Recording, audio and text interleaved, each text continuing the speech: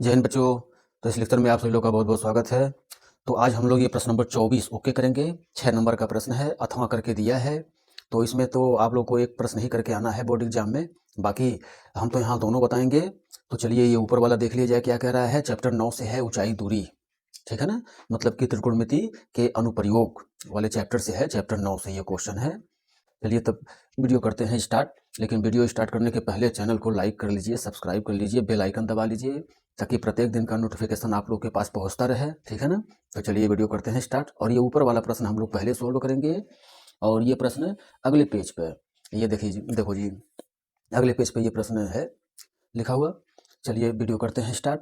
अब इसमें कह रहा है कि एक मंदिर की ऊंचाई 15 मीटर है। मंदिर के शीर्ष से सड़क के दूसरी ओर बने भवन के शीर्ष का उन्नयन कोण 30 अंश तथा भवन के पाद का अवनमन कोण 45 अंश है। तो सिद्ध कीजिए कि भवन की ऊंचाई 5 ब्रैकेट में 3 प्लस कड़ी में 3 मीटर है। ठीक है, तो मतलब कि पहले तो चित्र ही बना दिया जाए, और सबसे पहले एक मंदिर बनाया जाए, और फिर सड़क बनाया जाए, और सड़क के दूसरी ओर भवन बनाया जाए, जिसमें भवन की ऊंचाई ज्यादा है और मंदिर की ऊंचाई कम है, क्योंकि मंदिर के शीर्ष से भवन के शीर्ष का उन्नयन कोण बता रहा है। जैसा कि आप लोग को पता होगा, उन्नयन कोण ऊपर की ओर देखने पर बनता है, ठीक है ना। तो भाई पहले हम लोग जो है यहाँ पर एक तरफ भवन बना दें और एक तरफ मंदिर बना दें, ठीक है ना। ये जैसे मान लिया जाए कि ये हो गया आप लोगों का भवन, ठीक है, और ये हो गया आप लोगों का रोड, ओके, और ये हो गया जी आप लोगों का भवन। भवन का नाम ए बी कर दिया जा रहा है, ठीक है ना, और मंदिर का नाम यहाँ पर सी डी कर दिया जा रहा है, ओके। अब भवन के शीर्ष से, भवन का शीर्ष देखो ये रहा जी। तो मतलब एक सीधी लाइन हम लोग मिला ला पहले, और ठीक है,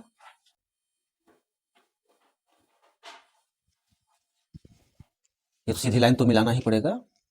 अब देखो जी, अब कह रहा है कि मंदिर के शीर्ष से भवन के शीर्ष का उन्नयन कोण, उन्नयन मतलब कि देखो ऊपर की तरफ, क्या बता रहा है भाई, 30 अंश का कोण बन रहा है, ठीक है ना। 30 अंश का ये कोण बन रहा है, 30 अंश, ठीक। और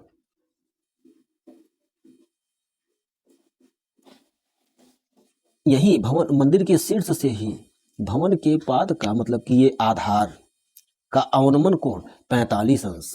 45 अंश मतलब ये कि मतलब ये कोण 45 अंश है जी। अब ये कोण 45 है तो ये भी 45 हो जाएगा, ठीक है ना। ये देखो जी, तो ये चित्र बन गया जी,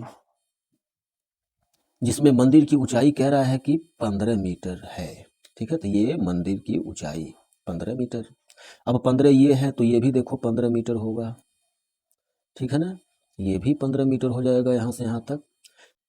ये देखो जी, ऊपर वाला भाग एच हुआ। अब देखो जी, ये वाला भाग जो है हम लोग एक्स मानेंगे, क्योंकि इसकी आवश्यकता पड़ेगी, ठीक है ना।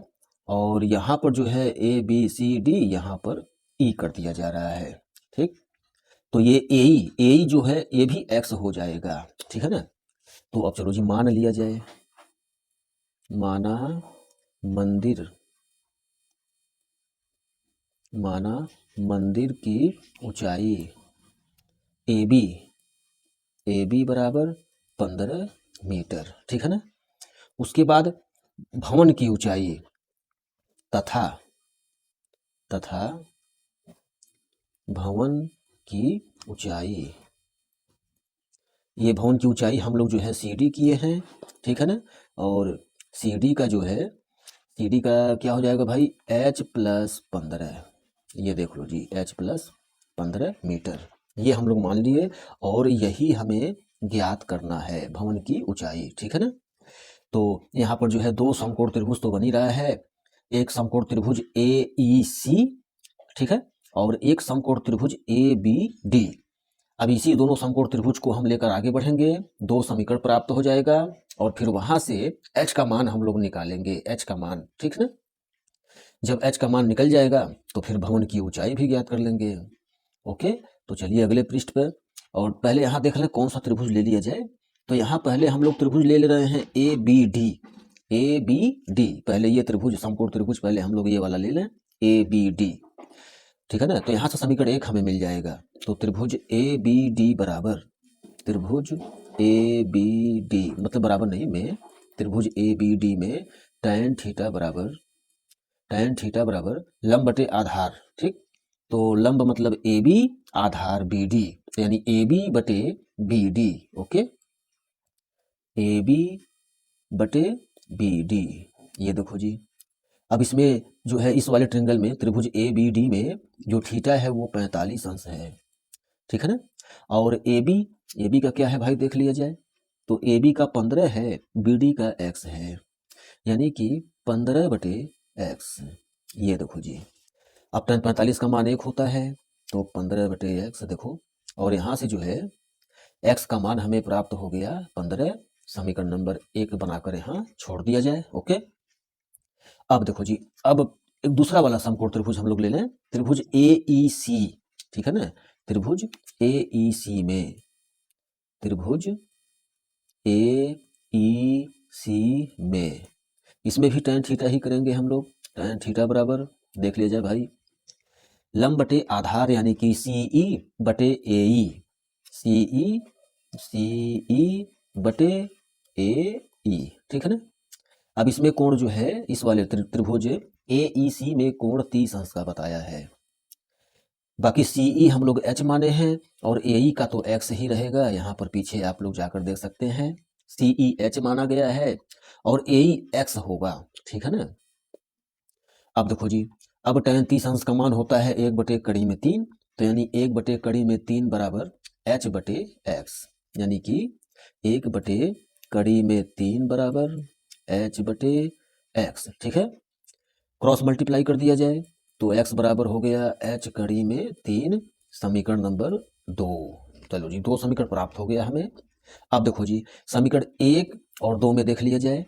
समीकरण 1 में x लेफ्ट में x है, समीकरण 2 में भी लेफ्ट में x है, ठीक है ना। तो यहाँ पर जो है हम लोग समीकरण 1 तथा 2 से, समीकरण 1 तथा 2 से,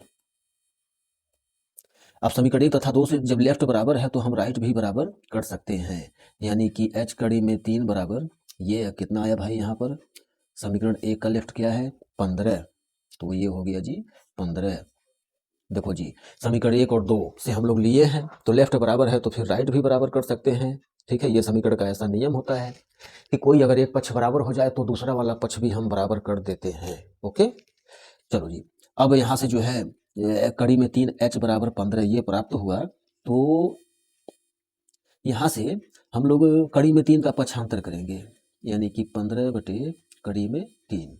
देखो परिमेयकरण कर दिया जाए तो कड़ी में 3 का जो है गुणा होगा, ओके, यानी कि 15 कड़ी में 3 बटे, नीचे गुणा करेंगे तो 3 आएगा, और जब 3 आया तो 3 पचे 15, ये कैंसिल हुआ, यानी कि H का मान आ गया 5 कड़ी में 3। तो H का मान हम लोग याद कर लिए, लेकिन हमें भवन की ऊंचाई बतानी है। तो भवन की ऊंचाई जैसा कि पीछे हम लोग माने हैं, देखो इधर भवन की ऊंचाई H + 15 है, तो मतलब अब आंसर कर दिया जा रहा है, ठीक है ना। अतः भवन की ऊंचाई बराबर जी H + 15, ये माना गया था शुरू में ही। और H का मान देखो यहाँ से क्या आया है 5 कड़ी में 3, तो 5 कड़ी में 3, ठीक है ना।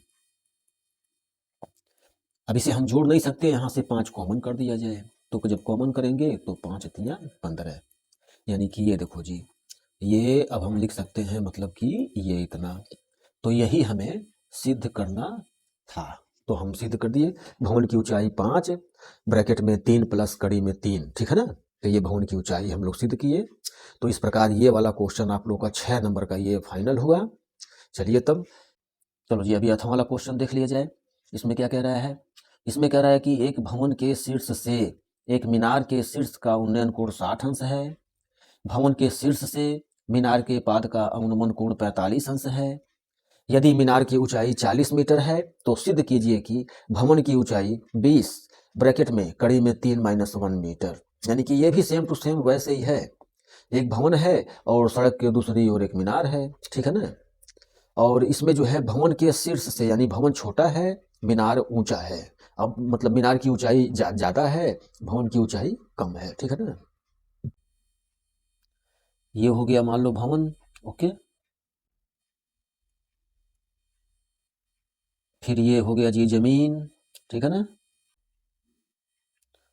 और ये हो गया जी मीनार। भवन का नाम ए बी कर दिया जा रहा है और मीनार का नाम सी डी दे दिया जा रहा है, ठीक। ये वाली भी लाइन तो मिलाना ही पड़ेगा, देखो ये तो मिलाना ही पड़ेगा। अब देखो प्रश्न क्या है, कह रहा है कि भवन के शीर्ष से मीनार के शीर्ष का उन्नयन कोण 60 अंश है, ओके। और भवन के शीर्ष से मीनार के पाद का अवनमन कोण 45 अंश है, ओके। मीनार की ऊंचाई 40 मीटर बताया है, तो 40 मीटर। तो सिद्ध कीजिए भवन की ऊंचाई, यानी कि ये h बराबर, मतलब कि ये भवन की ऊंचाई जी h मान लिए हम लोग। पहले मान लिया जाए, उसके बाद तब भवन की ऊंचाई h बराबर हमें सिद्ध करना होगा। तो पहले हम लोग जो है मान ले रहे हैं, माना भवन की ऊंचाई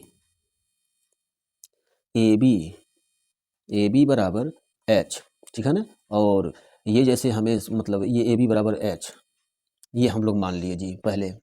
उसके बाद मीनार की ऊंचाई भी मान लो थोड़ा सा, मीनार की ऊंचाई जो दिया है सी डी बराबर क्या दिया है भाई, 40 मीटर। ये देखो जी, ठीक है। अब हमें सिद्ध करना है, मतलब कि h बराबर मतलब कि सिद्ध करना है, सिद्ध करना है, लिख दें हम लोग, कोई बात नहीं है, थोड़ा लिख देंगे और बढ़िया रहेगा। सिद्ध करना है h बराबर 20, ब्रैकेट में क्या लाना है भाई, कड़ी में 3 - 1, कड़ी में 3 - 1, ये हमें सिद्ध करना है h बराबर, ठीक है ना। तो चलिए अभी स्टार्ट करते हैं। तो इसमें भी सेम टू सेम वही प्रोसेस होगा। दो ट्रिंगल यहाँ से लें हम लोग, ये देखो जी, पहले ये नीचे वाला हम लोग मान लें, ये नीचे जो है ये x होगा, ठीक। ये भी x हो जाएगा क्योंकि इसकी आवश्यकता पड़ेगी। तो यानी कि दो ट्रिंगल तो यहाँ बन ही रहा है, त्रिभुज ए बी डी, समकोण त्रिभुज, ठीक है ना। दो ट्रिंगल यहाँ पर बन रहा है, त्रिभुज ए बी डी और त्रिभुज ए सी ई, यहाँ पर ई कर दिया जा रहा है, ए सी ई, ये दो समकोण त्रिभुज बन रहे हैं यहाँ पर भी। तो पहले हम लोग नीचे वाला समकोण त्रिभुज ले लें, त्रिभुज ए बी डी, ठीक है ना। त्रिभुज ए बी डी में tan थीटा बराबर, चलो जी, पहले त्रिभुज ए बी डी में tan थीटा बराबर लंब बटे आधार करेंगे। तो लंब बटे आधार मतलब कि ए बी बटे बी डी, ए बी बटे बी डी, ये देखो जी। अब यहाँ पर कोण 45 अंश का है, इस वाले ट्रिंगल में त्रिभुज ए बी डी में कोण 45 अंश का है। और देखो जी ए बी बटे बी डी है, तो ए बी एच है, बी डी एक्स है, यानी कि एच बटे एक्स, ठीक है ना। अब tan 45 अंश का मान 1 होता है और फिर हमें यहाँ पर मिल गया x बराबर h, और इसे कर दो समीकरण नंबर 1। चलो जी, तो एक त्रिभुज लिए तो समीकरण 1 बना। अब त्रिभुज ए ई सी ले लें हम लोग। तो ए ई सी में जो है, पहले त्रिभुज ले लिया जाए और क्या, त्रिभुज ए ई सी में, त्रिभुज ए ई सी में tan थीटा ही किया जाए, tan थीटा बराबर लंब बटे आधार। तो लंब क्या है भाई, लंब हो जाएगा सी ई, आधार ए ई, यानी कि सी ई बटे ए ई, ठीक है ना। ये देखो जी, अब सी ई क्या है, ए ई क्या है, देखो यहाँ पर। तो सी ई देखो जी, सी ई जो है 40 - h होगा, ठीक है ना, 40 - h, क्योंकि ये वाला हिस्सा h है, हम लोग जो है माने हैं। अगर ए बी एच है तो ई डी भी h होगा, यानी कि ऊपर वाला भाग जो सी ई है वो 40 - h होगा, 40 में से h को घटाकर, ठीक है ना। तो 40 - h बटे x ऐसे होगा, देखो जी 40 जो है, पहले tan थीटा, पहले कोण हम लोग लिखें जी, पहले हम लोग कोण लिख लें। 60 अंश का कोण बन रहा है, देख लो 60 अंश का कोण बन रहा है, ठीक है। तो tan 60 अंश हो गया, tan 60 अंश बराबर, उसके बाद देखो जी क्या है, CE का मान जो है 40 माइनस एच होगा और AE का मान x होगा। तो 40 माइनस एच बटे एक्स, 40 माइनस एच बटे एक्स, ठीक है ना।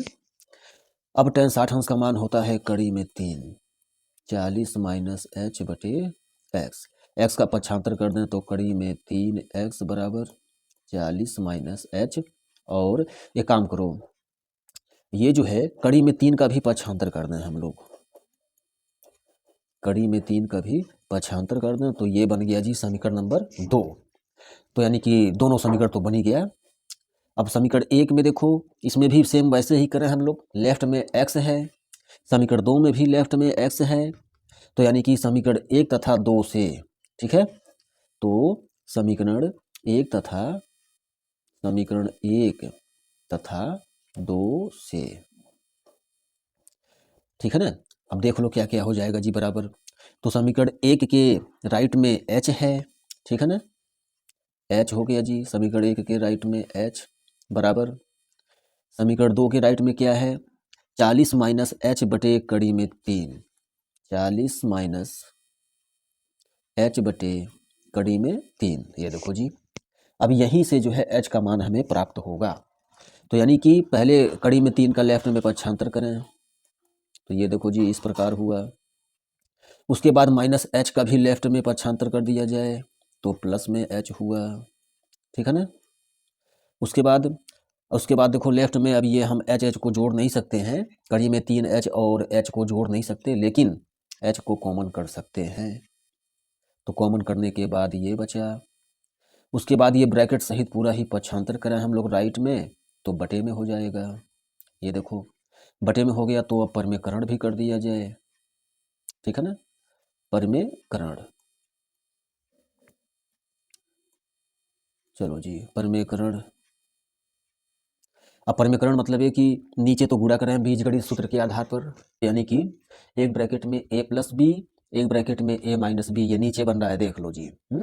बीजगणित सूत्र लगाएंगे तो a square minus B square, ये ऐसे होगा जी। ओके, तो चलो जी अगले पेज पर लिख दिया जाए जो भी है। h बराबर क्या है, 40 कड़ी में 3 माइनस 1, 40 कड़ी में 3 माइनस 1, ठीक है ना। और नीचे जो है जब हम स्क्वायर हटाएंगे तो 3 माइनस 1 यही आएगा, 3 माइनस 1, ठीक है ना। अब देखो जी ये कड़ी में 3 माइनस 1 बटे नीचे घटा देंगे 2 आया, 2 आया तो फिर ये कैंसिल, यानी कि h का मान आ गया जी 20 कड़ी में 3 माइनस 1 मीटर। और यही हमें सिद्ध करना था, तो ये भी आप लोगों का ओके हुआ, ठीक है ना। तो इस प्रकार ये 6 नंबर का क्वेश्चन हम लोग फाइनल किए आज। तो बस अब इस वीडियो में इतना ही रहने दिया जा रहा है। और प्रश्न नंबर 25 के साथ हम लोग मिलते हैं अगले वीडियो में। जय हिंद, जय भारत।